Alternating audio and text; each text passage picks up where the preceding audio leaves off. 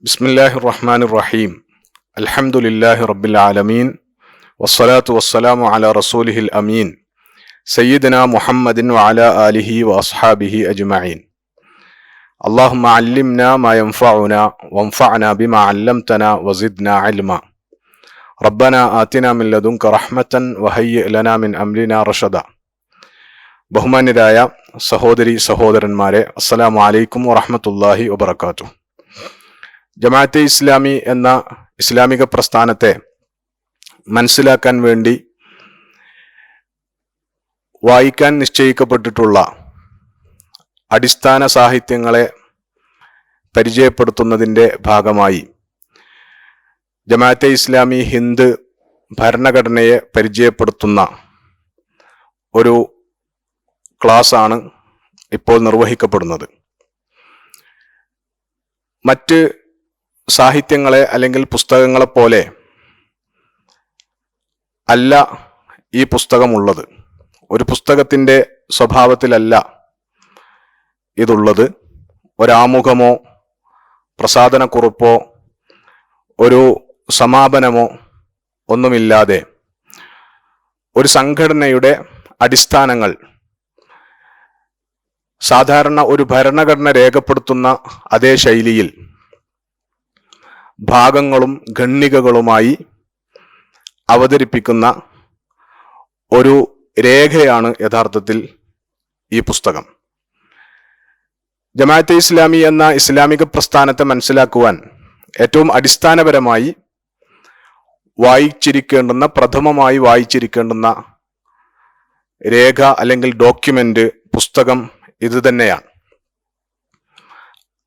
സാധാരണ ഭരണഘടനകളുടെ ഒരു ശൈലിയിൽ വ്യത്യസ്ത പാർട്ടുകളിൽ, ആ പാർട്ടുകൾക്ക് കീഴിൽ, ഭാഗങ്ങൾക്ക് കീഴിൽ വ്യത്യസ്ത ഖണ്ഡികകളിലായി പ്രസ്ഥാനത്തിൻ്റെ അടിസ്ഥാനങ്ങൾ, പ്രസ്ഥാന ഘടനയെക്കുറിച്ചുള്ള കാര്യങ്ങൾ ഇതൊക്കെ വിശദീകരിക്കുന്നതാണ് ഈ ഭരണഘടന.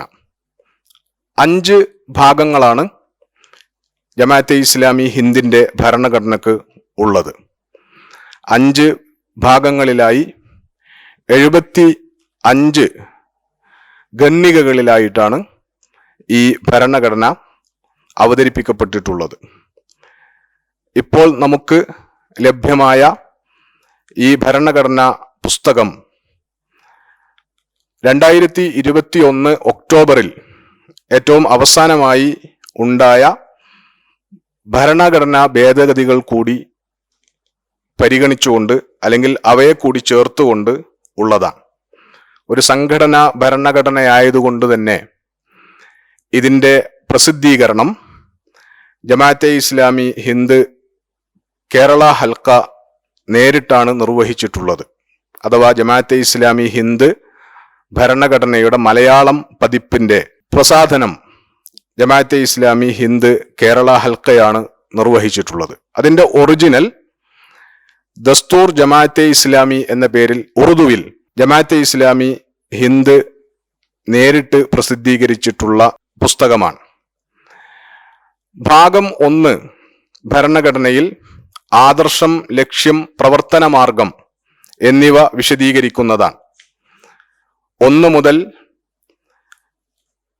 5 വരെയുള്ള ഖണ്ഡികകളാണ് ആദർശം, ലക്ഷ്യം, പ്രവർത്തന മാർഗം എന്നിവ വിശദീകരിക്കാൻ ഭാഗം 1 ഉൾച്ചേർത്തിട്ടുള്ളത്. പിന്നീട് ഭാഗം 2 ജമാഅത്തിലെ അംഗത്വത്തെക്കുറിച്ചുള്ള വിശദീകരണങ്ങളാണ്.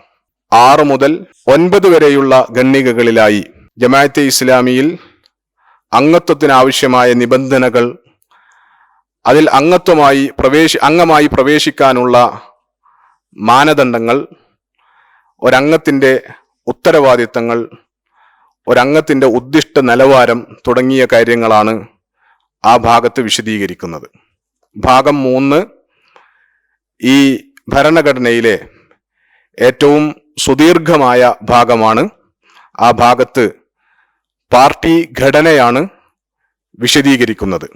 പിന്നീട് ഭാഗം 4 പ്രസ്ഥാനത്തിൻ്റെ സംഘടനയുടെ ധനകാര്യവുമായി ബന്ധപ്പെട്ട കാര്യങ്ങളും അവസാന ഭാഗത്ത് ഭാഗം 5 പലവക എന്ന തലക്കെട്ടിൽ മുമ്പുള്ള ഭാഗങ്ങളിൽ ഉൾപ്പെടാത്ത സംഘടനയുമായി ബന്ധപ്പെട്ട കാര്യങ്ങളുമാണ് വിശദീകരിക്കുന്നത്.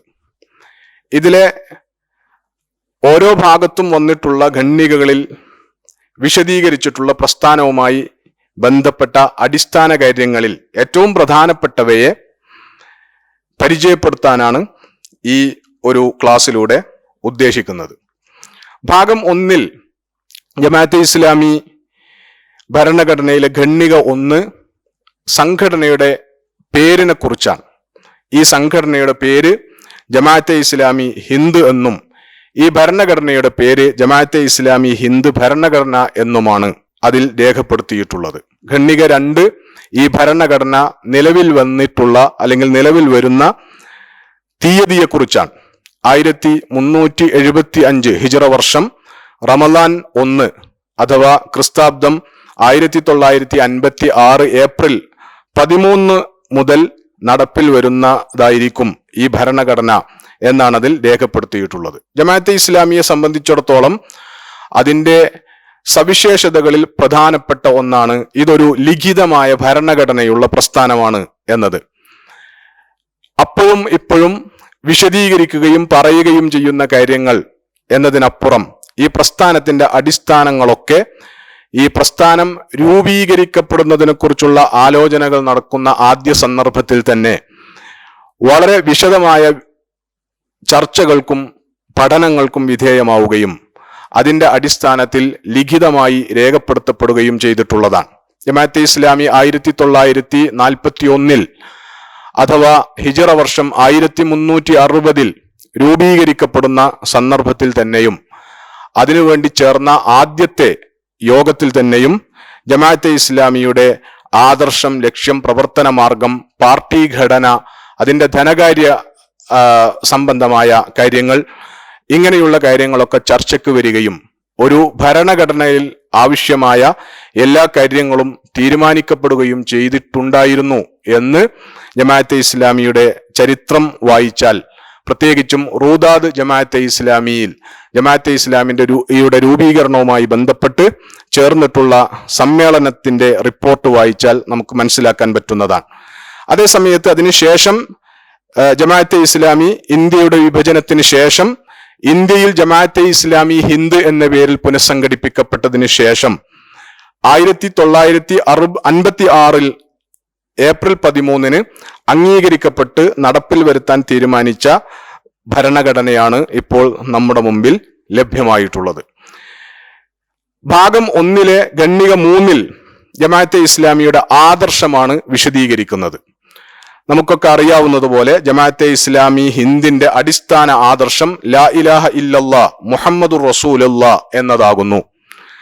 അതായത് ഇലാഹ് അല്ലാഹു മാത്രമാകുന്നു, അവനല്ലാതെ ഒരു ഇലാഹുമില്ല, മുഹമ്മദ് സ്വല്ലല്ലാഹു അലൈഹി വസല്ലം അള്ളാഹുവിന്റെ റസൂൽ ആകുന്നു.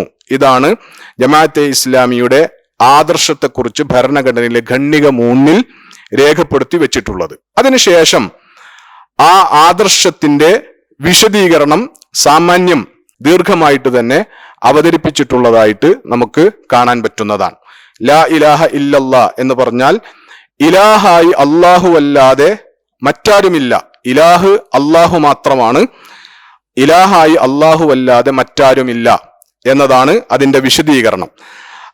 അതാണ് അതിന്റെ വിശദീകരണം എന്ന് പറയുമ്പോൾ വളരെ പ്രധാനപ്പെട്ട കാര്യം എന്താണ് എന്ന് ചോദിച്ചാൽ, പരമ്പരാഗതമായി എന്ന് പറഞ്ഞാൽ ജമാഅത്തെ ഇസ്ലാമി രൂപീകരിക്കപ്പെടുന്ന ഒരു പശ്ചാത്തലത്തിൽ തന്നെ ഇസ്ലാമിക സമൂഹത്തിൽ കടന്നുകൂടിയിട്ടുള്ള മതത്തെക്കുറിച്ചുള്ള മതേതര കാഴ്ചപ്പാട്, സെക്യുലറിസ്റ്റ് കാഴ്ചപ്പാടിന്റെ അടിസ്ഥാനത്തിൽ ദീനും ദുനിയാവും രണ്ടായ സങ്കല്പങ്ങൾ രംഗം വാഴുന്ന ഒരു സന്ദർഭത്തിലാണ് ജമാഅത്തെ ഇസ്ലാമി ഇസ്ലാമിന്റെ തന്നെ ആദർശവാക്യത്തെ പുനരവതരിപ്പിക്കുന്നത്. അതിന്റെ അടിസ്ഥാനത്തിൽ സാധാരണഗതിയിൽ ലാ ഇലാഹ ഇല്ലല്ലാ എന്നതിന് അല്ലാഹു അല്ലാതെ ആരാധ്യനായി മറ്റാരുമില്ല എന്ന് മലയാളത്തിൽ പറയുന്നതിനെ ഈ ഭരണഘടന നിരാകരിക്കുകയും മറിച്ച് ലാ ഇലാഹ ഇല്ലല്ലാ എന്ന് പറഞ്ഞാൽ വിശാലമായ അർത്ഥത്തിൽ അല്ലാഹു അല്ലാതെ ഇലാഹായി മറ്റാരുമില്ല എന്നതാണ് എന്ന് വിശദീകരിക്കുകയും ചെയ്യുന്നു. ഇലാഹിനെ കുറിച്ചുള്ള സങ്കല്പത്തിൽ ഒരാൾ ഇലാഹാകുവാൻ അടിസ്ഥാനപരമായി ഉണ്ടാകേണ്ടുന്ന യോഗ്യതകൾ അതിന്റെ വ്യാഖ്യാനത്തിൽ വരികയും നേർക്കുനേരെ ഇലാഹ് എന്നതുകൊണ്ട് എന്താണ് അറബി ഭാഷാ നിയമങ്ങൾ അനുസരിച്ച് അല്ലെങ്കിൽ വിശുദ്ധ ഖുർആനും തിരുസുന്നത്തും മുന്നോട്ട് വെക്കുന്ന സങ്കല്പം അനുസരിച്ച് ഉദ്ദേശിക്കപ്പെട്ടിട്ടുള്ളത് എന്ന് വിശദീകരിക്കുകയുമാണ് ഭരണഘടനയിൽ ചെയ്തിട്ടുള്ളത്.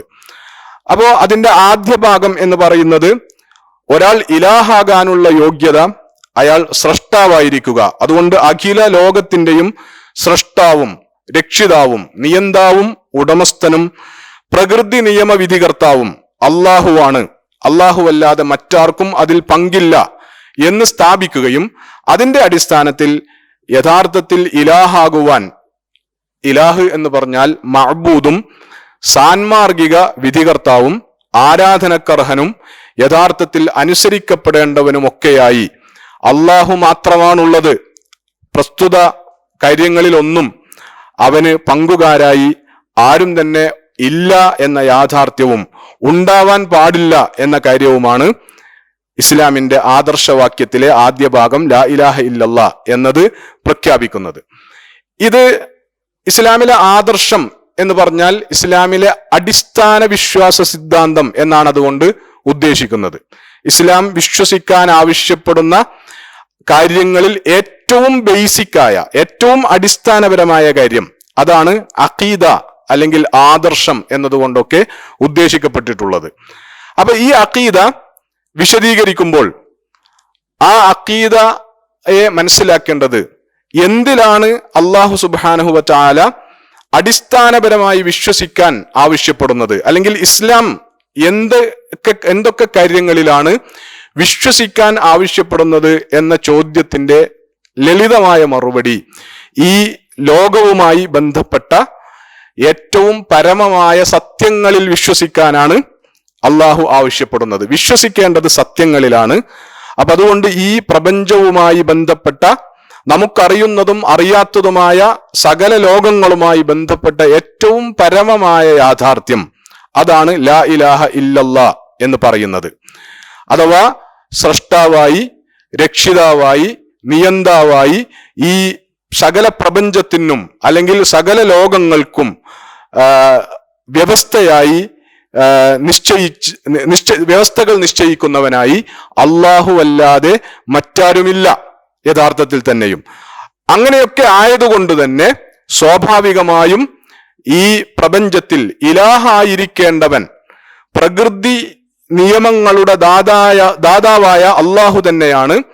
മനുഷ്യന് അവരുടെ ജീവിതത്തിൽ സാൻമാർഗികമായി വിധികർത്താവാകേണ്ടതും ആരാധനകൾക്ക് അർഹതയുണ്ടാവേണ്ടതും യഥാർത്ഥത്തിൽ ഉപാധികളില്ലാതെ മനുഷ്യൻ അനുസരിക്കേണ്ടതും ഒരേ ഒരു അള്ളാഹുവിനെ മാത്രമാണ് എന്നതാണ് ലാ ഇലാഹ ഇല്ലല്ലയിലൂടെ അവതരിപ്പിക്കുന്നത്. ഇത് പ്രപഞ്ചവുമായി ബന്ധപ്പെട്ട, ലോകവുമായി ബന്ധപ്പെട്ട പരമ സത്യം അല്ലെങ്കിൽ പരമയാഥാർത്ഥ്യം എന്നതാണ് അതിന്റെ ഒരു സ്ഥാനം. അങ്ങനെയാണ് അഖീദയെ അല്ലെങ്കിൽ ഇസ്ലാമിന്റെ ആദർശത്തെ മനസ്സിലാക്കേണ്ടത്. കെട്ടിച്ചമച്ചുണ്ടാക്കിയ എന്തോ ഒരു സിദ്ധാന്തം എന്നതല്ല, മറിച്ച് ശരിക്കും ഈ ലോകവുമായി ബന്ധപ്പെട്ട പരമമായ യാഥാർത്ഥ്യം, പരമമായ സത്യം എല്ലാവർക്കും ഉറപ്പായും ബോധ്യപ്പെടാൻ പോകുന്ന, ഈ ഭൂമിയിൽ വെച്ച് തന്നെ ബോധ്യപ്പെടാൻ ധാരാളം തെളിവുകളുള്ള ഒരു യാഥാർത്ഥ്യം എന്നുള്ള നിലക്കാണ് അല്ലാഹു സുബ്ഹാനഹു വ തആല ഇസ്ലാമിന്റെ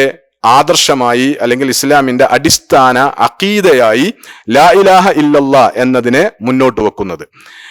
ജമാഅത്തെ ഇസ്ലാമി ഭരണഘടന 3 ആദർശം ഇങ്ങനെ പരിചയപ്പെടുത്തിയതിന് ശേഷം ഈ യാഥാർത്ഥ്യം, ഈ സത്യം ഒരാൾ ഗ്രഹിക്കുകയും അംഗീകരിക്കുകയും ചെയ്യുന്നതിലൂടെ അയാൾക്ക് നിർബന്ധമാകുന്ന സംഗതികൾ എന്തൊക്കെയാണ് എന്ന് അക്കമിട്ട് 11 പോയിന്റുകളിലായി വിശദീകരിക്കുന്നതായിട്ട് ആണ് നമുക്ക് തുടർന്ന് കാണാൻ പറ്റുന്നത്. അതിൽ ഒന്നാമത്തെ പോയിന്റ് ഈ യാഥാർത്ഥ്യം അംഗീകരിക്കുന്നതോടെ, അഥവാ ലാ ഇലാഹ ഇല്ലല്ലാ മുഹമ്മദുർ റസൂലുള്ളാ എന്ന യാഥാർത്ഥ്യം അംഗീകരിക്കുന്നതോടുകൂടി ഒരാൾ തന്റെ ജീവിതത്തിൽ രക്ഷകർത്താവോ കൈകാര്യകർത്താവോ അതുപോലെ തന്നെ ആവശ്യങ്ങൾ നിറവേറ്റുന്നവനോ ബുദ്ധിമുട്ടുകൾ തീർക്കുന്നവനോ സങ്കടങ്ങൾ കേൾക്കുന്നവനോ സംരക്ഷിക്കുന്നവനോ സഹായിക്കുന്നവനോ ആയി അല്ലാഹുവല്ലാതെ മറ്റാരെയും പരിഗണിക്കാതിരിക്കുക, അല്ലെങ്കിൽ അതിലൊക്കെയും അല്ലാഹുവല്ലാത്ത മറ്റാർക്കെങ്കിലും വല്ല അധികാരമോ വല്ല ശക്തിയോ ഉണ്ട് എന്ന് വിശ്വസിക്കാതിരിക്കുക എന്നത് ഒരാളുടെ മേൽ വന്നു ചേരുന്ന നിർബന്ധമായ കാര്യമാണ്. ലാ ഇലാഹ ഇല്ലല്ലാ എന്ന് അംഗീകരിക്കുമ്പോൾ ഒരാളിൽ നിർബന്ധമായും വന്നു ചേരുന്ന ഒന്നാമത്തെ സംഗതി അതാണ്. ഈ കാര്യങ്ങൾ ഇങ്ങനെ വിശദീകരിക്കുന്നതിലൂടെ യഥാർത്ഥത്തിൽ ഇസ്ലാമിൻ്റെതായ ജമാഅത്തെ ഇസ്ലാമി എന്ന് പറയുന്ന ഇസ്ലാമിക പ്രസ്ഥാനം പ്രതിനിധാനം ചെയ്യുന്ന തൗഹീദ്, അതിന്റെ വിശദാംശങ്ങൾ എന്തൊക്കെയാണ് എന്ന് വിശദീകരിക്കുകയാണ് ഭരണഘടനയിൽ ചെയ്യുന്നത്. അപ്പൊ ജമാഅത്തെ ഇസ്ലാമിയുടെ ആദർശം എന്നതോടൊപ്പം ജമാഅത്തെ ഇസ്ലാമിയുടെ തൗഹീദി സങ്കല്പം എന്താണ് എന്ന നിലക്ക് നിരന്തരമായി ഉയർന്നു വരുന്ന ചോദ്യങ്ങൾക്കുള്ള മറുപടി, അതിനുള്ള ജമാഅത്തെ ഇസ്ലാമി സങ്കല്പിക്കുന്ന തൗഹീദിനെ കുറിച്ചുള്ള അതിന്റെ സങ്കല്പത്തിന്റെ വിശദാംശങ്ങൾ എന്താണ് എന്നത് അടിസ്ഥാനപരമായി വായിച്ചെടുക്കേണ്ടുന്ന രേഖ ജമാഅത്തെ ഇസ്ലാമിയുടെ ഭരണഘടനയിലെ ഈ ഖണ്ഡിക 3 നൽകപ്പെട്ടിട്ടുള്ള വിശദീകരണങ്ങളാണ്. രണ്ടാമത്തെ പോയിന്റ്, അള്ളാഹുവെ ഒഴിച്ച് മറ്റാരെയും ജീവിതത്തിൽ ലാഭനഷ്ടങ്ങൾ ഏൽപ്പിക്കുന്നവരായി കരുതാതിരിക്കുക, മറ്റാരോടും ഭക്തി കാണിക്കാതിരിക്കുക, മറ്റാരെയും ഭയപ്പെടാതിരിക്കുക, മറ്റാരെയും ഭരമേൽപ്പിക്കാതിരിക്കുക, മറ്റാരോടും പ്രതീക്ഷകൾ ബന്ധപ്പെടുത്താതിരിക്കുക. കാരണം സകല അധികാരങ്ങളുടെയും ഉടമസ്ഥൻ യഥാർത്ഥത്തിൽ അള്ളാഹു മാത്രമാകുന്നു. അപ്പൊ ഈ ഒരു തലത്തിലും രക്ഷകർത്താവും കൈകാര്യകർത്താവും ബുദ്ധിമുട്ടുകൾ തീർക്കുന്നവനും സങ്കടങ്ങൾ കേൾക്കുന്നവനും ഒക്കെയായി അള്ളാഹുവിനെ സങ്കല്പിക്കുന്നതോടൊപ്പം തന്നെ, അള്ളാഹുവിനെ മാത്രം സങ്കല്പിക്കുന്നതോടൊപ്പം തന്നെ ജീവിതത്തിൽ മനുഷ്യനെ സംബന്ധിച്ചിടത്തോളം ലാഭനഷ്ടങ്ങൾ ഏൽപ്പിക്കാൻ മറ്റാർക്കെങ്കിലും കഴിയുമെന്ന് കരുതാതിരിക്കുക. അതേപോലെ ഭക്തി കാണിക്കാൻ അർഹതയുള്ളവനായി മറ്റാരെങ്കിലും ഉണ്ട് എന്ന് കരുതാതിരിക്കുക. അതേപോലെ ഭരമേൽപ്പിക്കൽ, ഇങ്ങനെയുള്ള ബന്ധങ്ങളും അള്ളാഹുവോട് മാത്രമായി നിലനിർത്തുക. ഇതാണ് തൗഹീദിന്റെ വിശദാംശങ്ങളിൽ വരുന്ന രണ്ടാമത്തെ ഒരു പോയിന്റ്. മൂന്നാമത്തേത്, ആരാധനക്ക് അർഹനായി അള്ളാഹു മാത്രമേ ഉള്ളൂ. അതുകൊണ്ട് നേർച്ചകൾ അള്ളാഹു അല്ലാത്ത മറ്റാർക്കും നേരാതിരിക്കുക, അള്ളാഹു അല്ലാത്ത മറ്റാരുടെ മുമ്പിലും തലകുനിക്കാതിരിക്കുക. അതേപോലെ ചുരുക്കത്തിൽ ബഹുദൈവ വിശ്വാസികൾ തങ്ങളുടെ ആരാധ്യരായി കണ്ടുവരുന്ന സകല വ്യാജ ദൈവങ്ങളുമായി യാതൊരിടപാടും നടത്തുന്നില്ല എന്ന് ഉറപ്പുവരുത്തുക. കാരണം ലാ ഇലാഹ ഇല്ലല്ലയുടെ വിശദാംശങ്ങളിൽ ഏറ്റവും പ്രധാനപ്പെട്ട ഒരു ഭാഗം ആരാധനക്കർഹനായി അള്ളാഹു മാത്രമാണുള്ളത് എന്നതാണ്. അപ്പൊ ഇത് തൗഹീദിന്റെ അല്ലെങ്കിൽ ഇസ്ലാമിക പ്രസ്ഥാനം ഉയർത്തിപ്പിടിക്കുന്ന ആദർശത്തിന്റെ വിശദാംശങ്ങളിൽ മൂന്നാമത്തെ പോയിന്റാണ്.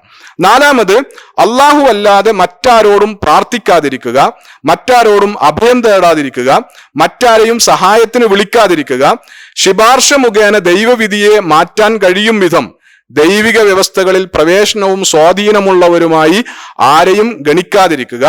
കാരണം സകലരും അഥവാ മലക്കുകളോ അംബിയ ഔലിയാക്കളോ ആര് തന്നെയായാലും അള്ളാഹുവിന്റെ സാമ്രാജ്യത്തിൽ അധികാരമില്ലാത്ത പ്രജകൾ മാത്രമാകുന്നു. അഥവാ സാധാരണഗതിയിൽ തൗഹീദുമായി ബന്ധപ്പെട്ട് ഉള്ള ചർച്ചകളിൽ കടന്നു വരുന്ന മർമ്മപ്രധാനമായ വിഷയങ്ങളിൽ ഇസ്ലാമിന്റെ അടിത്തറകളിൽ നിന്നുകൊണ്ട്, ഖുർആനിന്റെയും സുന്നത്തിന്റെയും പിൻബലത്തിൽ നിന്നുകൊണ്ട് ജമാഅത്തെ ഇസ്ലാമിയുടെ ആ വശത്തിലുള്ള നിലപാടെന്താണ് എന്ന് വിശദീകരിക്കുന്നതാണ് ഈ പോയിന്റ്. പ്രാർത്ഥന അള്ളാഹു അല്ലാത്തവരോട് പറ്റുകയില്ല എന്നത്, അതേപോലെ തന്നെ അഭയതേട്ടം അള്ളാഹുവോടല്ലാതെ പറ്റുകയില്ല, സഹായത്തിന് അള്ളാഹുവിനെ അല്ലാതെ വിളിക്കാൻ പറ്റില്ല എന്ന് പറഞ്ഞാൽ സാധാരണഗതിയിൽ തൗഹീദുമായി ബന്ധപ്പെട്ട ചർച്ചകളിൽ കടന്നു വരുന്ന ഇസ്തിഗാസ അത് അള്ളാഹുവിനോടല്ലാതെ നടത്താൻ പാടില്ല. അതേപോലെ തന്നെ ശുപാർശ, ഷഫാഅത്തിനെ കുറിച്ചുള്ള ഇസ്ലാമിന്റെ കൺസെപ്റ്റ്, ജമാഅത്തെ ഇസ്ലാമിയുടെ നിലപാട്, അത് അള്ളാഹുവിന്റെ വിധിയെ മാറ്റാൻ കഴിയും വിധം സ്വന്തം നിലക്ക് ഷഫാഅത്ത് നടത്തുവാൻ ഒരാൾക്കും, അയാൾ മലക്കായാലും നബിയായാലും അള്ളാന്റെ വലിയായാലും ഒരധികാരവും ആ നിലക്ക് ഒരാൾക്കും ഇല്ല. മറിച്ച് ശുപാർശ, ഷഫാഅത്ത് എന്നൊക്കെ പറയുന്നത് വിശുദ്ധ ഖുർആൻ വ്യക്തമാക്കുന്നത് പോലെ അള്ളാഹുവിന്റെ അനുവാദത്തോടു കൂടി മാത്രം ലഭിക്കുന്നതാണ്. അള്ളാഹുവിന്റെ അധികാര പരിധിക്കകത്ത് നിന്നുകൊണ്ട് അള്ളാഹു അനുവദിക്കുമ്പോൾ മാത്രം നൽകപ്പെടുന്ന അവസരമാണ് ഷഫാഅത്തിൻ്റെത് എന്നൊക്കെയുള്ള കാര്യങ്ങൾ അതിലൂടെ വിശദീകരിക്കപ്പെടുന്നു. അഞ്ചാമത്തെ പോയിന്റായി, അള്ളാഹുവെ ഒഴിച്ച് മറ്റാരെയും ആധിപത്യത്തിന്റെ ഉടമസ്ഥനോ അധീശാധിപതിയോ ആയി കരുതാതിരിക്കുക. സ്വാധികാര പ്രകാരം കൽപ്പിക്കാനും നിരോധിക്കാനും അർഹരായി മറ്റാരെയും അംഗീകരിക്കാതിരിക്കുക. മറ്റാരെയും സ്വതന്ത്ര നിയമനിർമ്മാതാവും ശാരിഉം ആയി സ്വീകരിക്കാതിരിക്കുക. ഏക അള്ളാഹുവിനുള്ളതോ അവന്റെ നിയമത്തിന് വിധേയമായതോ അല്ലാത്ത ഏതുവിധ അനുസരണങ്ങളും ശരിയെന്ന് അംഗീകരിക്കാതിരിക്കുക. കാരണം തന്റെ രാജ്യത്തിന്റെ ന്യായമായ ഏക ഉടമസ്ഥനും സൃഷ്ടികളുടെ ന്യായമായ ഏക വിധികർത്താവും അള്ളാഹു മാത്രമാകുന്നു.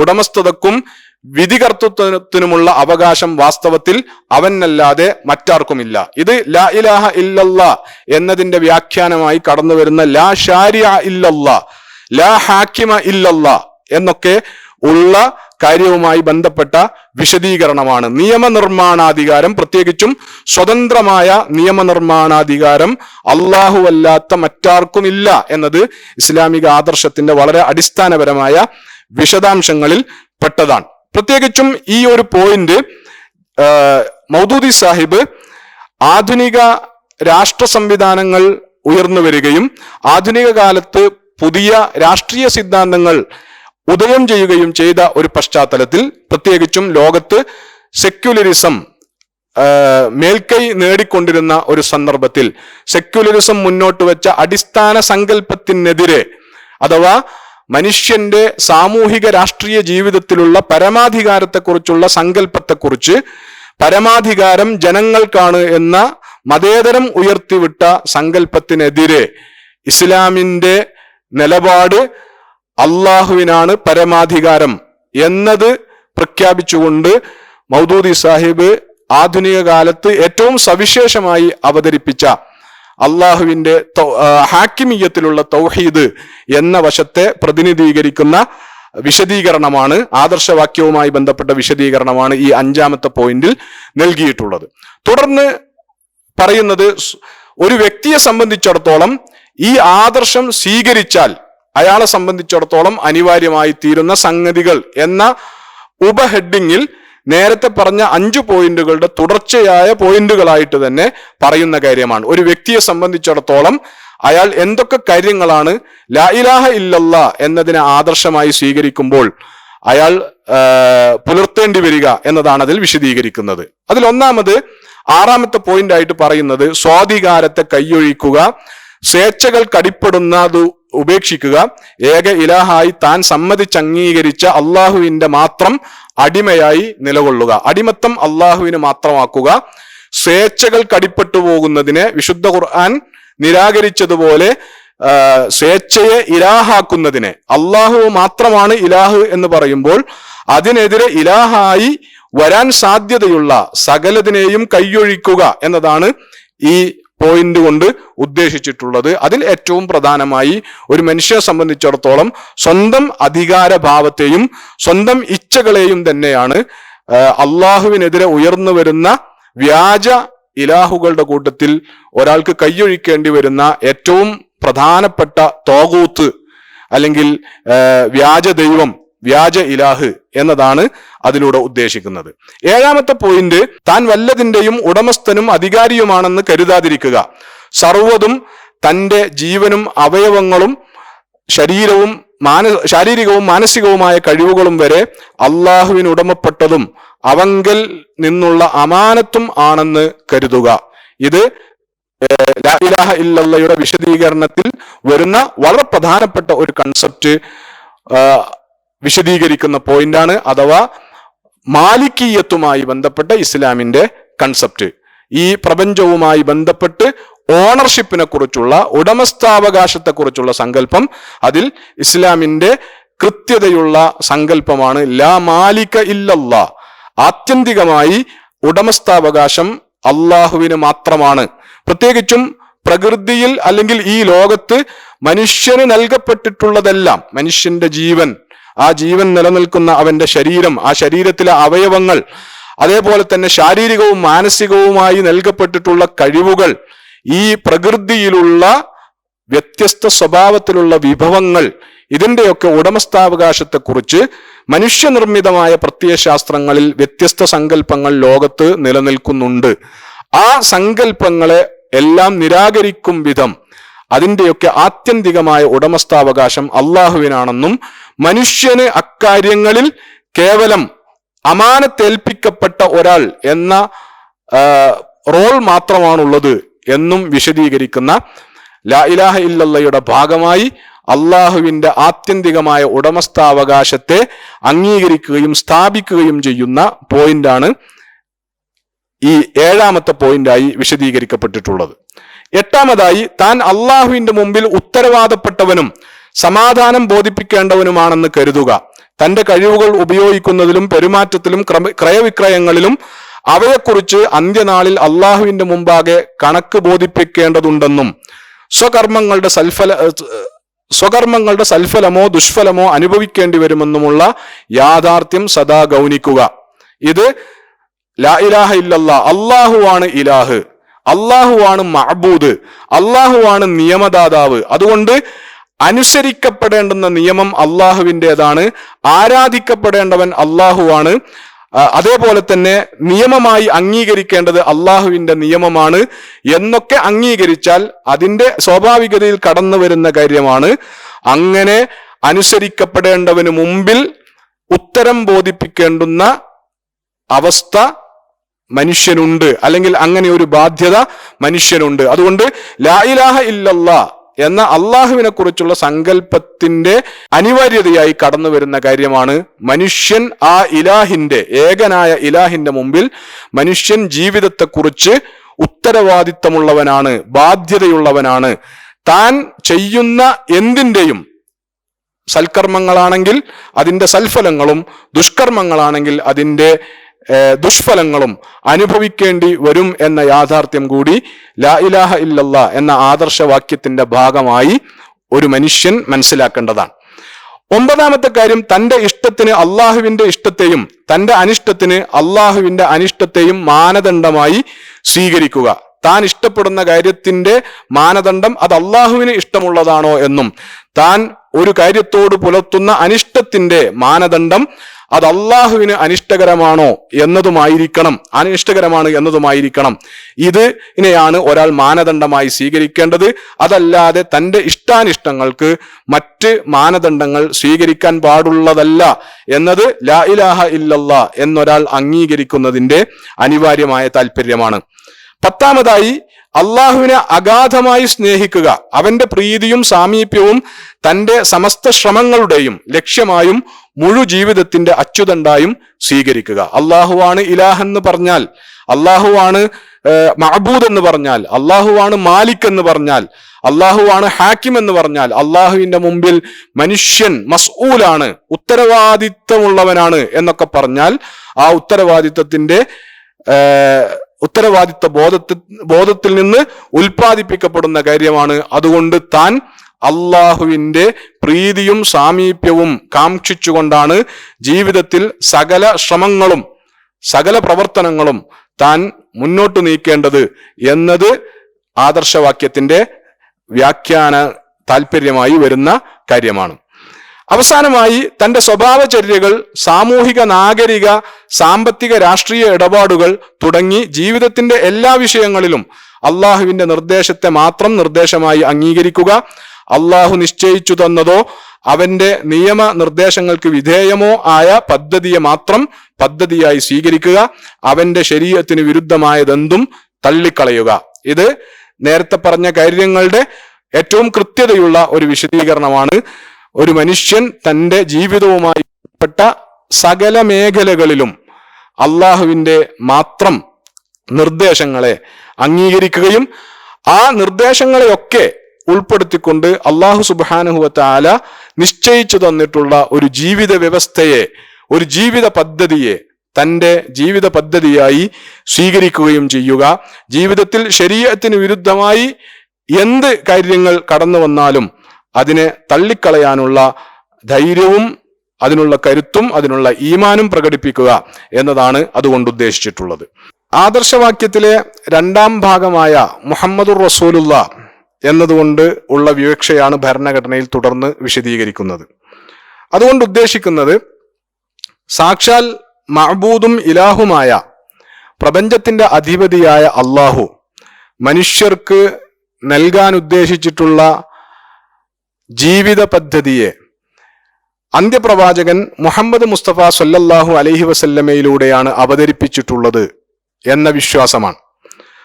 ആ പ്രവാചകനെ അള്ളാഹുവിന്റെ അന്ത്യപ്രവാചകനായും സത്യപ്രവാചകനായും അംഗീകരിക്കുകയും മനസ്സിലാക്കുകയും ചെയ്യുക.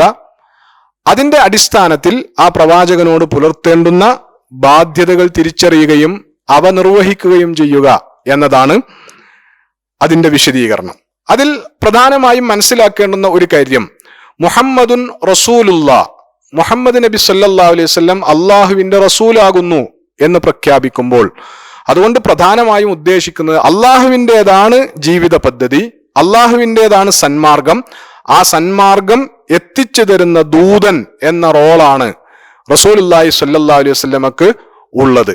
സ്വാഭാവികമായിട്ടും അല്ലാഹു സുബ്ഹാനഹു വ തആല ഈ സത്യദീനിനെ എത്തിച്ചു തരാൻ റസൂൽ സ്വല്ലല്ലാഹു അലൈഹി വസല്ലമയെ ചുമതലപ്പെടുത്തിയത് കേവലം ഒരു ലെറ്റർ പാസ് ചെയ്യുന്ന, ഒരു സന്ദേശം കൈമാറുന്ന ഒരാൾ എന്നുള്ള സ്വഭാവത്തിലല്ല, മറിച്ച് റസൂൽ സ്വല്ലല്ലാഹു അലൈഹി വസല്ലം തന്റെ ജീവിതത്തിലൂടെ പ്രായോഗികമായി ഈ ദീനിലൂടെ നൽകപ്പെട്ടിട്ടുള്ള നിർദ്ദേശങ്ങൾ അനുസരിച്ചും അത് പ്രയോഗവൽക്കരിച്ചും ജീവിത മാതൃക സൃഷ്ടിക്കാൻ കൂടി ചുമതലപ്പെടുത്തപ്പെട്ടയാളാണ് റസൂലുള്ളാഹി സ്വല്ലല്ലാഹു അലൈഹി വസല്ലം. ആ നിലക്ക് മുഹമ്മദ് റസൂലുള്ള എന്നതിനെ കുറിച്ച് നമ്മൾ മനസ്സിലാക്കേണ്ടുന്ന ഏറ്റവും പ്രധാനപ്പെട്ട കാര്യം, റസൂലുള്ളാഹി സ്വല്ലല്ലാഹു അലൈഹി വസല്ലം അല്ലാഹു സുബ്ഹാനഹു വ തആല ലോകർക്ക് അയച്ചിട്ടുള്ള ഒരു ഉദാത്ത മാതൃകയാണ്, ഉദാത്ത ജീവിത മാതൃകയാണ്. വിശുദ്ധ ഖുർആൻ പരിചയപ്പെടുത്തുന്നത് പോലെ ലഖദ് കാന ലക്കും ഫീ റസൂലില്ലാഹി ഉസ്വത്തുൻ ഹസന.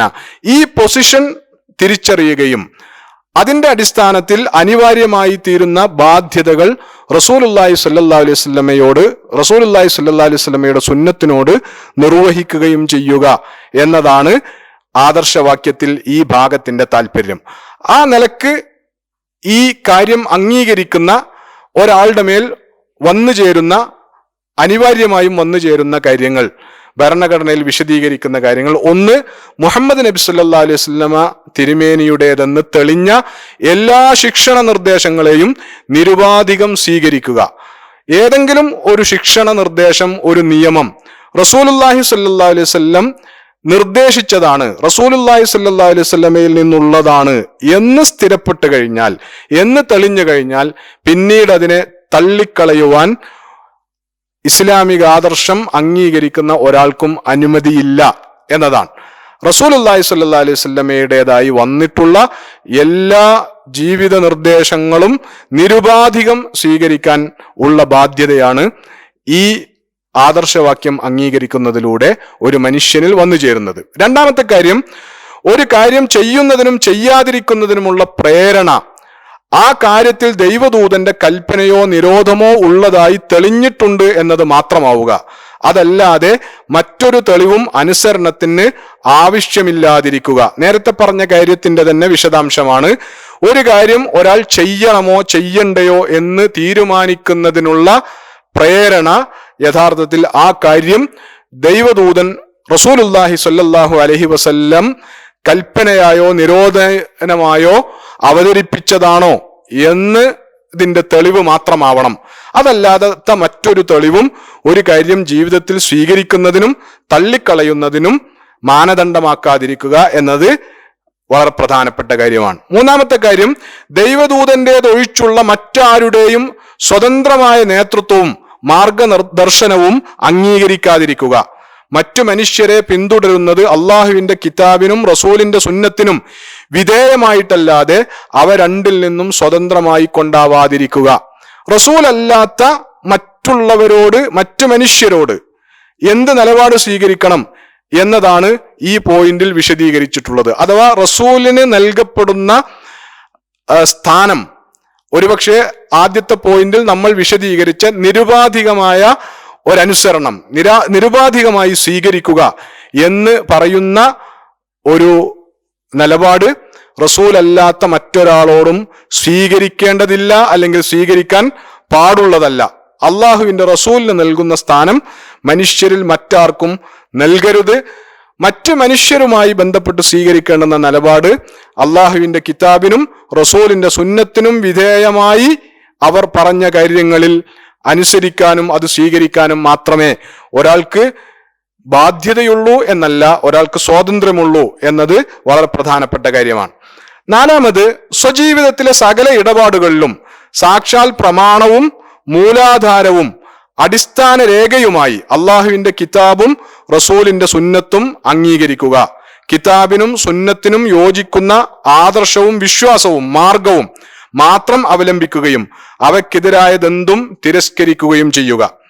അഞ്ചാമത്, വ്യക്തിപരമോ കുടുംബപരമോ ഗോത്രപരമോ വംശീയമോ ദേശീയമോ കക്ഷിത്വപരമോ സംഘടനാപരമോ ആയ എല്ലാ അനിസ്ലാമിക പക്ഷപാതങ്ങളെയും മനസ്സിൽ നിന്ന് പുറന്തള്ളുക. ദൈവദൂതനോടും അവിടുന്ന് സമർപ്പിച്ച സത്യത്തോടുമുള്ള സ്നേഹാദരവിനെ അതിജയിക്കുകയോ അതിനോട് കിടപിടിക്കുകയോ ചെയ്യുമാറ് മറ്റാരുടെയും സ്നേഹബഹുമാനത്തിൽ സ്വയം ബന്ധിതനാവാതിരിക്കുക എന്ന് പറഞ്ഞാൽ, സകല തരത്തിലുള്ള ഏത് മാനദണ്ഡങ്ങളുടെ അടിസ്ഥാനത്തിലുള്ളതുമായ എല്ലാ തരത്തിലുള്ള പക്ഷപാതങ്ങളെയും പൂർണ്ണമായിട്ട് ഒഴിവാക്കണം. ഒരു വിശ്വാസിക്ക് പക്ഷപാതം ഉണ്ടാകേണ്ടത് ദൈവദൂതനായ റസൂലുള്ളാഹി സ്വല്ലല്ലാഹു അലൈഹി വസല്ലം സമർപ്പിച്ചിട്ടുള്ള സത്യത്തോട് മാത്രമായിരിക്കണം എന്നതാണ് ആ പോയിന്റ് മുഹമ്മദുർ റസൂലുള്ള എന്ന ആദർശവാക്യത്തെ വിശദീകരിക്കുമ്പോൾ സൂചിപ്പിക്കുന്നത്. ആറാമത്, അവസാനമായി, ദൈവദൂതനെ അല്ലാതെ മറ്റാരെയും സത്യത്തിന്റെ മാനദണ്ഡമാക്കാതിരിക്കുക, മറ്റാരെയും വിമർശനാതീതനായി ഗണിക്കാതിരിക്കുക, മറ്റൊരാളുടെയും മാനസികാടിമത്തത്തിൽ കൊടുങ്ങാതിരിക്കുക.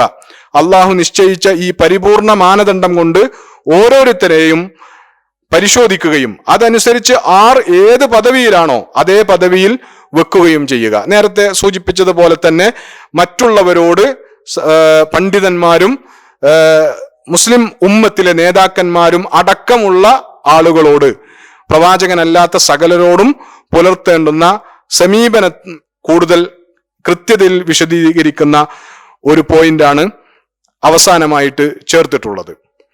തുടർന്ന് ഗണ്ണിക 3 ഇത്ര വിശദാംശങ്ങളോടുകൂടി ഇസ്ലാമിക ആദർശത്തെ അല്ലെങ്കിൽ ജമാഅത്തെ ഇസ്ലാമിയുടെ ആദർശത്തെ വിശദീകരിച്ചതിന് ശേഷം പിന്നീട് ഗണ്ണിക 4 ജമാഅത്തെ ഇസ്ലാമിയുടെ ലക്ഷ്യമാണ് വിശദീകരിക്കേണ്ടത്. ഇസ്ലാമിക പ്രസ്ഥാനത്തെ മനസ്സിലാക്കുമ്പോൾ ഒരു പ്രസ്ഥാനം ഇസ്ലാമികമാണോ അല്ലയോ എന്ന് പരിശോധിക്കുന്നിടത്ത് ഏറ്റവും പ്രധാനപ്പെട്ട കാര്യം അതിന്റെ അടിസ്ഥാനങ്ങൾ ഇസ്ലാമിന്റെ അടിസ്ഥാനങ്ങൾ തന്നെയാണോ എന്ന് പരിശോധിക്കുക എന്നതാണ്. അപ്പൊ ആ നിലക്ക് ജമാഅത്തെ ഇസ്ലാമി ഒരു ഇസ്ലാമിക പ്രസ്ഥാനം എന്ന് അവകാശപ്പെടുന്നു. ജനങ്ങൾ ആ അവകാശവാദം കേൾക്കുന്നു.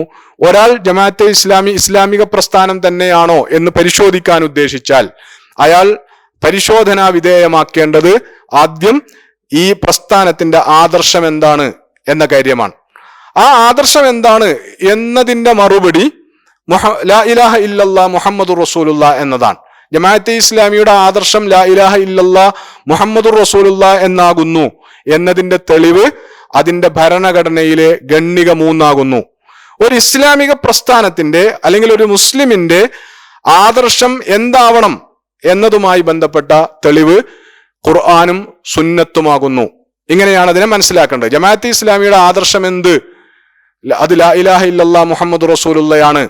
അതിന്റെ തെളിവെന്ത് എന്ന ചോദ്യത്തിന്റെ മറുപടി അത് ജമാഅത്തെ ഇസ്ലാമിയുടെ ഭരണഘടനയിൽ ആദർശമായിട്ട് അവതരിപ്പിച്ചിട്ടുള്ളത് ഗണ്ണിക 3 ഇക്കാര്യമാണ് എന്നതാണ്. അതേപോലെ തന്നെ ജമാഅത്തെ ഇസ്ലാമി ഒരു ഇസ്ലാമിക പ്രസ്ഥാനമാകുമ്പോൾ അതിന്റെ ലക്ഷ്യം ഇസ്ലാമികമായ ലക്ഷ്യം തന്നെയായിരിക്കണം. പ്രത്യേകിച്ചും ഇസ്ലാം അല്ലെങ്കിൽ അള്ളാഹു സുബ്ഹാനഹു വ തആല പ്രവാചകന്മാരുടെ ലക്ഷ്യമായി നിർണയിച്ച ലക്ഷ്യം തന്നെയായിരിക്കണം ഒരു ഇസ്ലാമിക പ്രസ്ഥാനത്തിന്റെ ലക്ഷ്യം. ആ നിലക്ക് ജമാഅത്തെ ഇസ്ലാമിയുടെ ലക്ഷ്യം എന്താണ്, അത് ഇസ്ലാമികമാണോ എന്ന് പരിശോധിക്കുമ്പോൾ ജമാഅത്തെ ഇസ്ലാമിയുടെ ലക്ഷ്യം എന്താണ് എന്നറിയാനുള്ള വഴി അതിന്റെ ഭരണഘടനയിൽ ലക്ഷ്യമായി രേഖപ്പെടുത്തിയിട്ടുള്ളത് എന്താണ് എന്ന് മനസ്സിലാക്കലാണ്.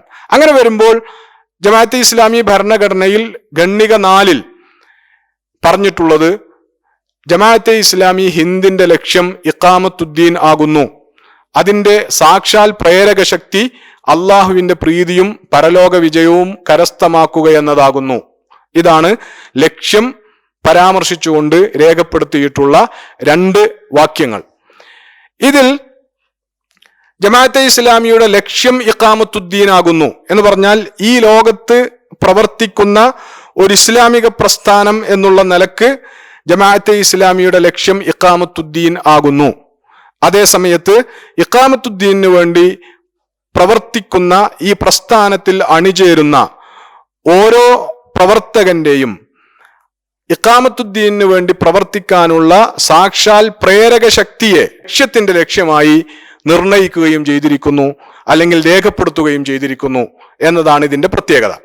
അഥവാ ആ സാക്ഷാൽ പ്രേരക ശക്തി എന്തിനു വേണ്ടി ഒരാൾ ഇഖാമത്തുദ്ദീൻ എന്ന ലക്ഷ്യം സാക്ഷാത്കരിക്കുന്നതിന് വേണ്ടിയുള്ള പ്രവർത്തനങ്ങളിൽ പങ്കാളിയാകുന്നു എന്ന ചോദ്യത്തിന്റെ മറുപടി അയാൾക്ക് അള്ളാഹുവിന്റെ പ്രീതിയും പരലോക വിജയവും കരസ്ഥമാക്കുന്നതിന് വേണ്ടി എന്നാകുന്നു. ഇനി ഇഖാമത്തുദ്ദീൻ എന്നതുകൊണ്ട് എന്താണ് ഉദ്ദേശിച്ചത് എന്നത് ഭരണഘടനയിൽ വിശദീകരിച്ചിട്ടുണ്ട്. അതിനു മുമ്പ് ഒരു ഇസ്ലാമിക പ്രസ്ഥാനത്തിന്റെ ലക്ഷ്യം ഇഖാമത്തുദ്ദീനാണ്, അല്ലെങ്കിൽ ഇഖാമത്തുദ്ദീനാണ് ആവേണ്ടത് എന്നതിന്റെ തെളിവെന്ത് എന്നതിന്റെ മറുപടി വിശുദ്ധ ഖുർആൻ പ്രവാചകന്മാരുടെ ലക്ഷ്യമായി ഓർമ്മപ്പെടുത്തുകയും ആ ലക്ഷ്യത്തെ ഇസ്ലാമിക സമൂഹത്തിന്റെ ലക്ഷ്യമായി നിയമമാക്കുകയും ചെയ്തതിന് വിശുദ്ധ ഖുർആനിൽ ഗണ്യമായ തെളിവുണ്ട് എന്ന കാര്യമാണ്.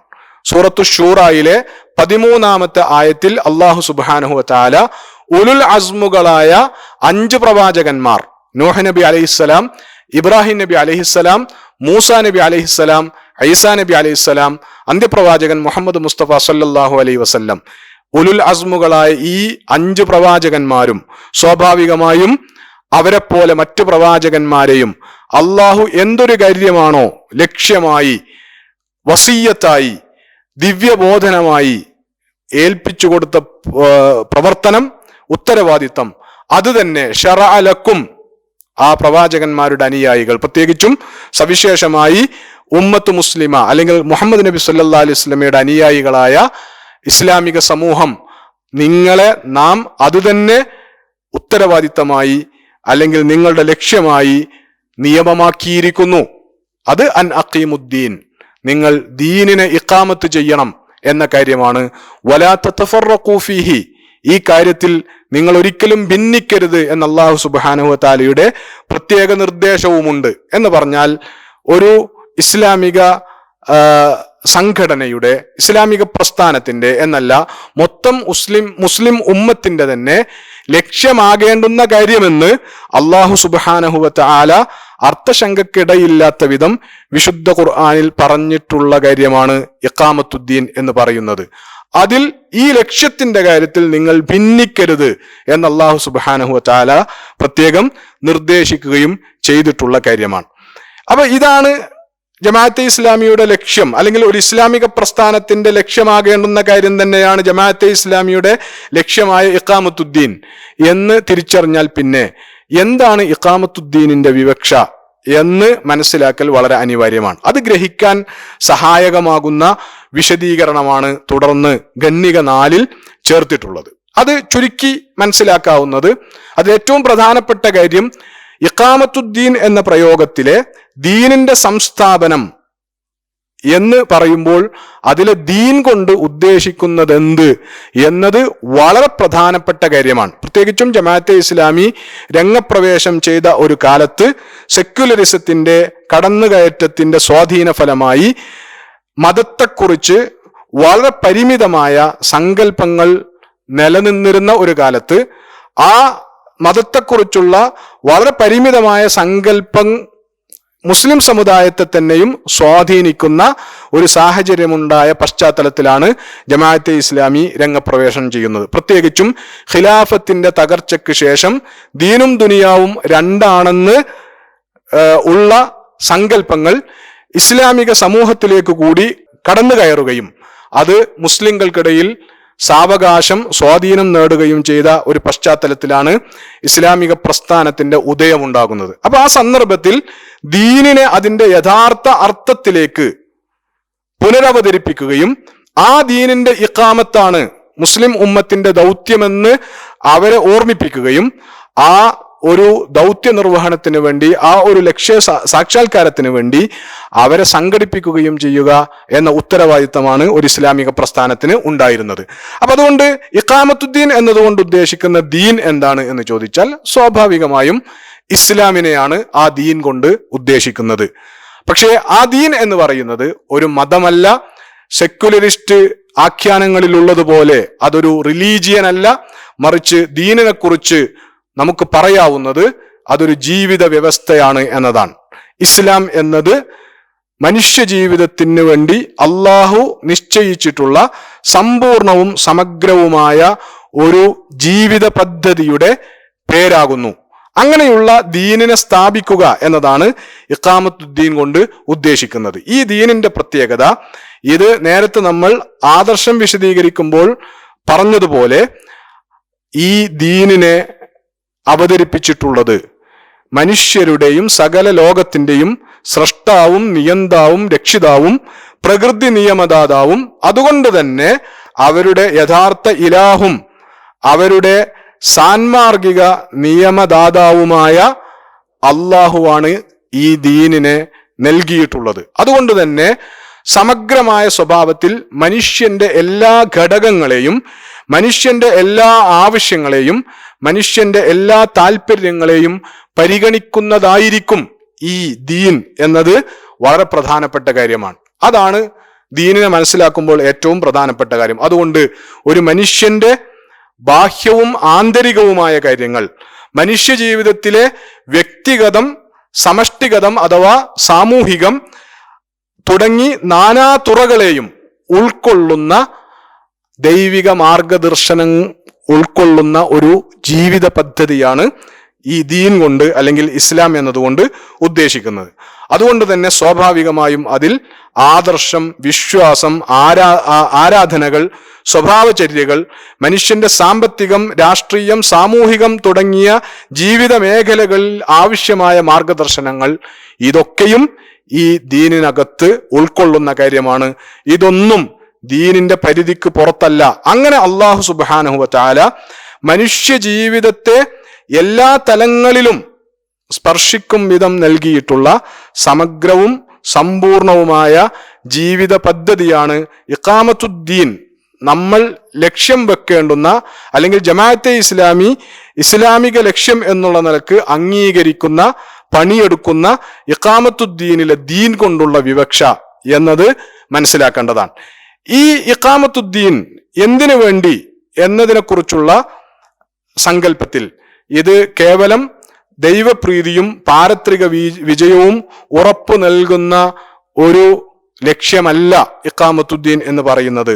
മറിച്ച് ഇഖാമത്തുദ്ദീനിലൂടെ ഈ ഭൂമിയിൽ അള്ളാഹുവിന്റെ ദീൻ സ്ഥാപിച്ച് നിലനിർത്തുന്നതിലൂടെ മാത്രമാണ് സകല മനുഷ്യർക്കും ഐഹികമായ സന്തോഷങ്ങളും സൗഭാഗ്യങ്ങളും അവരുടെ ജീവിതത്തിലെ പ്രശ്നങ്ങൾക്കുള്ള ഏറ്റവും യുക്തമായ പരിഹാരങ്ങളും ഉണ്ടായിത്തീരുന്നത് എന്നതുകൂടി ഇഖാമത്തുദ്ദീനിനെ കുറിച്ചുള്ള സങ്കല്പത്തിൽ വളരെ പ്രധാനപ്പെട്ടതാണ്.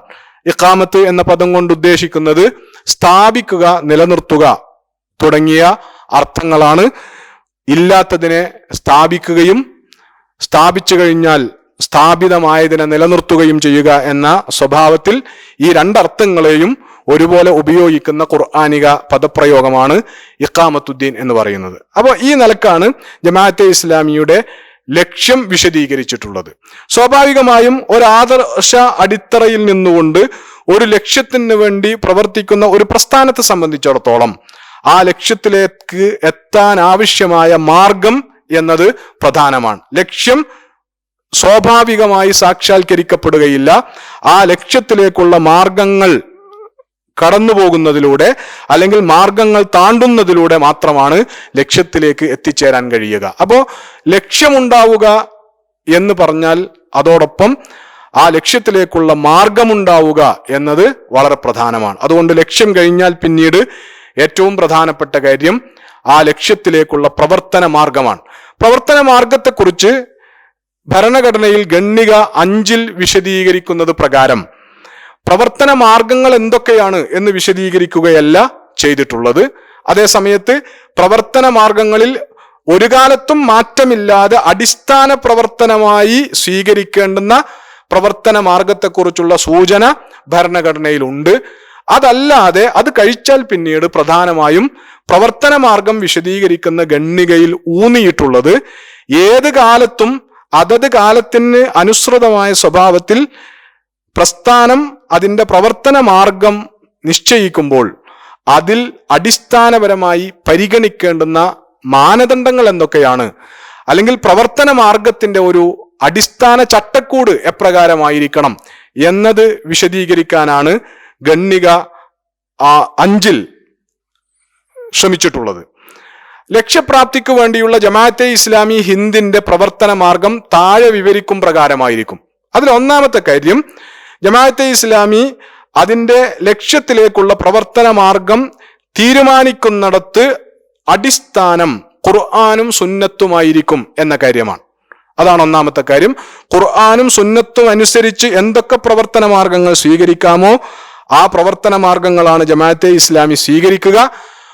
ബാക്കിയുള്ള ഖുർആനിലും സുന്നത്തിലും പരാമർശിച്ചിട്ടില്ലാത്ത പ്രവർത്തന മാർഗങ്ങൾ സ്വീകരിക്കണമോ വേണ്ടയോ എന്ന് തീരുമാനിക്കുമ്പോൾ ഖുർആനിനും സുന്നത്തിനും അതെത്രത്തോളം അനുഗുണമാണ്, എത്രത്തോളം വിരുദ്ധമാണ് എന്നത് പരിശോധിച്ചതിന് ശേഷം അതിന്റെ അടിസ്ഥാനത്തിൽ ഖുർആനും സുന്നത്തും അനുവദിക്കുന്ന അളവിൽ മാത്രം, ഖുർആനിലും സുന്നത്തിലും നേരിട്ട് അനുവദിച്ച് തന്നിട്ടില്ലാത്ത പ്രവർത്തന മാർഗങ്ങളെ ഇഖാമത്തുദ്ദീനു വേണ്ടിയുള്ള മാർഗമായി സ്വീകരിക്കുക എന്ന നിലപാടാണ് ഈ പ്രസ്ഥാനത്തിനുണ്ടാവുക. രണ്ടാമത്തെ പോയിന്റ്, ജമാഅത്ത് അതിന്റെ മുഴുവൻ പ്രവർത്തനങ്ങളിലും ധാർമ്മിക പരിധികൾ പാലിക്കുന്നതായിരിക്കും. സത്യസന്ധതക്കും വിശ്വസ്തതക്കും നിരക്കാത്തതോ വർഗീയ വിദ്വേഷത്തിനും വർഗസംഘടനത്തിനും ഇടയാക്കുന്നതോ നാട്ടിൽ നാശമുണ്ടാക്കുന്നതോ ആയ മാർഗങ്ങളും പരിപാടികളും ഒരിക്കലും സ്വീകരിക്കുന്നതല്ല. ഇഖാമത്തുദ്ദീൻ എന്ന ലക്ഷ്യം നേടിയെടുക്കാനുള്ള പ്രവർത്തനം എന്നതാണ് ഒരു പ്രസ്ഥാനത്തിന്റെ ലക്ഷ്യം എന്ന് പറയുന്നത്. ഒരു പ്രസ്ഥാനം നിലകൊള്ളുന്നത് തന്നെ അതിനു വേണ്ടിയാണ്. പക്ഷേ ഏത് മാർഗേണയും ധാർമ്മിക പരിധികൾ ലംഘിച്ചുകൊണ്ട്, നാട്ടിൽ കുഴപ്പങ്ങൾ സൃഷ്ടിച്ചുകൊണ്ട്, നാശോന്മുഖമായ പ്രവർത്തനങ്ങൾ ഏറ്റെടുത്തുകൊണ്ട്, വർഗ സംഘട്ടനത്തിലേക്ക് നയിക്കുന്ന സമീപനങ്ങൾ സ്വീകരിച്ചുകൊണ്ട്, വർഗീയ വിദ്വേഷത്തിന് കാരണമാകുന്ന നിലപാടുകൾ പുലർത്തിക്കൊണ്ട് എങ്ങനെയെങ്കിലുമൊക്കെ ലക്ഷ്യ സാക്ഷാത്കാരം നടത്താം എന്ന് ജമാഅത്തെ ഇസ്ലാമി തീരുമാനിക്കുകയില്ല. അതൊരു കാലത്തും അങ്ങനെ തീരുമാനിക്കാൻ ജമാഅത്തെ ഇസ്ലാമിക്ക് അനുവാദമോ സ്പേസോ ഉണ്ടായിരിക്കാത്ത വിധം ആണ് ഭരണഘടനയിൽ പ്രവർത്തന മാർഗത്തിന്റെ ചട്ടക്കൂട് നിശ്ചയിച്ചിട്ടുള്ളത്. അപ്പൊ അതുകൊണ്ട് തന്നെ ഇതിൽ ഏറ്റവും പ്രധാനം ഇഖാമത്തുദ്ദീൻ എന്ന് പറയുന്ന പവിത്രമായ ഒരു ഇസ്ലാമിക ലക്ഷ്യത്തിന് വേണ്ടിയുള്ള പ്രവർത്തനങ്ങളല്ലേ എന്ന് കരുതി സത്യസന്ധതയ്ക്ക് വിരുദ്ധമായ ചതിയോ വഞ്ചനയോ അടിസ്ഥാനമാക്കിയുള്ള വിശ്വാസ്യതയ്ക്ക് നിരക്കാത്ത ഒരു തരത്തിലുള്ള പ്രവർത്തന മാർഗവും ജമാഅത്തെ ഇസ്ലാമി സ്വീകരിക്കുകയില്ല എന്ന് തീരുമാനിച്ചിരിക്കുന്നു. അങ്ങനെ ഒരു കാലത്തും സ്വീകരിക്കാൻ പാടില്ല എന്നതിന്റെ ഭരണഘടനയിൽ രേഖപ്പെടുത്തി വെച്ചിരിക്കുന്നു എന്നതാണ് സവിശേഷത.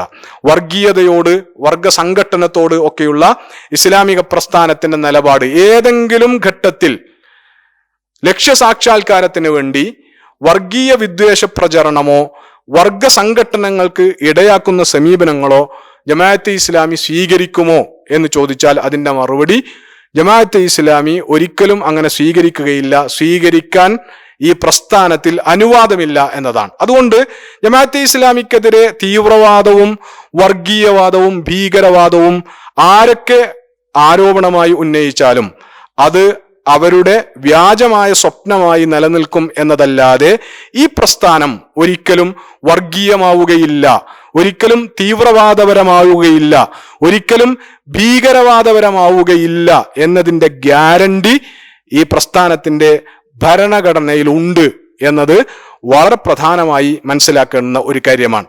പ്രസ്ഥാനത്തിനകത്ത് ആഭ്യന്തരമായിട്ട് പോലും അങ്ങനെ അല്ലാത്ത ഒരു സമീപനത്തിലേക്ക് വികസിക്കുവാൻ അല്ലെങ്കിൽ മാറുവാൻ, വ്യതിചലിക്കുവാൻ പഴുതില്ലാത്ത വിധമാണ് എല്ലാ കാലത്തും സ്വീകരിക്കേണ്ടുന്ന പ്രവർത്തന മാർഗങ്ങളുടെ അടിസ്ഥാനമായി, ചട്ടക്കൂടായി ഇത് നിശ്ചയിക്കപ്പെട്ടിട്ടുള്ളത്.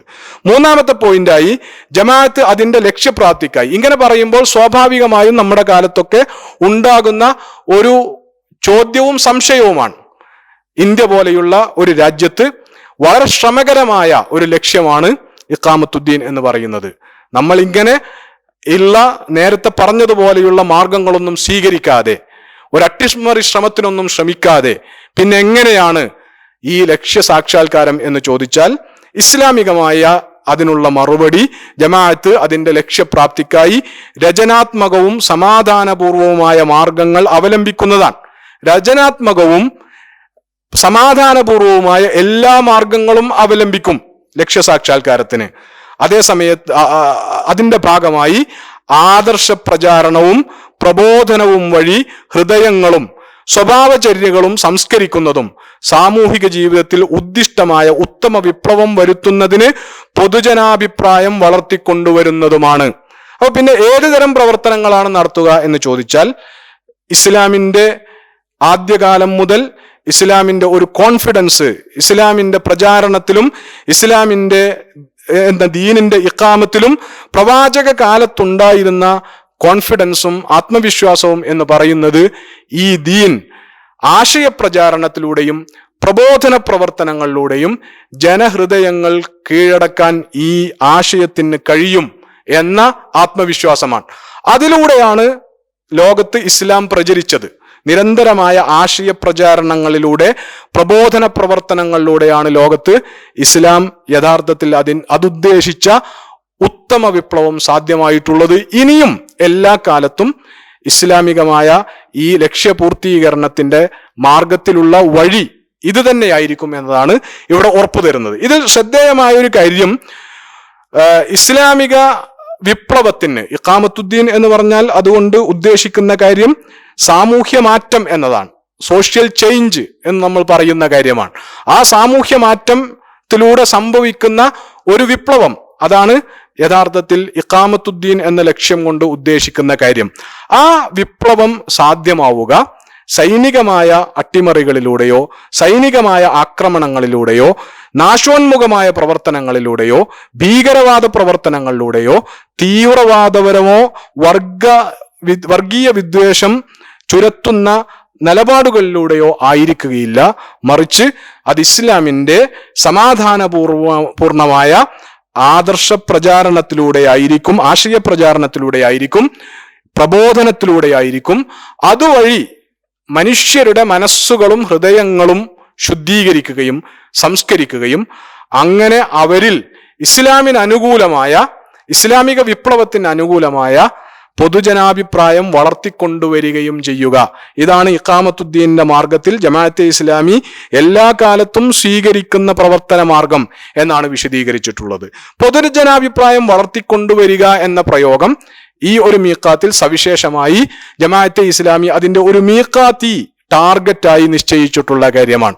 അപ്പോൾ ഒരു മീഖാത്തി ടാർഗറ്റ് ഇസ്ലാമിക പ്രസ്ഥാനം നിർണയിക്കുമ്പോൾ അത് ഈ മീഖാത്തിൽ പുതുതായ ഒരു ചിന്തയായി ഉയർന്നു വന്ന കാര്യമല്ല എന്നും, വളരെ നേരത്തെ തന്നെ ഈ പ്രസ്ഥാനം രൂപീകരിക്കപ്പെട്ട കാലം മുതൽ തന്നെ ഇഖാമത്തുദ്ദീനിന്റെ മാർഗത്തിലുള്ള പ്രവർത്തനത്തിന് അല്ലെങ്കിൽ ഇഖാമത്തുദ്ദീനു വേണ്ടിയുള്ള പ്രവർത്തനങ്ങളിൽ ഈ പ്രസ്ഥാനം സ്വീകരിക്കുന്ന ഏറ്റവും പ്രധാനപ്പെട്ട ഒരു മാർഗം ആശയപ്രചരണത്തിലൂടെയും പ്രബോധന പ്രവർത്തനങ്ങളിലൂടെയും പൊതുജനാഭിപ്രായം ഇസ്ലാമിക വിപ്ലവത്തിന് അനുകൂലമായി വളർത്തിക്കൊണ്ടുവരിക എന്ന കാര്യമായിരിക്കും എന്ന് ഭരണഘടനയിൽ വളരെ നേരത്തെ രേഖപ്പെടുത്തി വെച്ചിട്ടുള്ള കാര്യമാണ്. അതിന്റെ ഒരു പ്രയോഗമാണ് ഒരുപക്ഷെ ജമാഅത്തെ ഇസ്ലാമി അതിന്റെ പുതിയ മീഖാത്തിൽ അതിന്റെ ടേം ടാർഗറ്റായി നിശ്ചയിച്ചിട്ടുള്ളത് എന്നുകൂടി സാന്ദർഭികമായി മനസ്സിലാക്കേണ്ടതാണ്.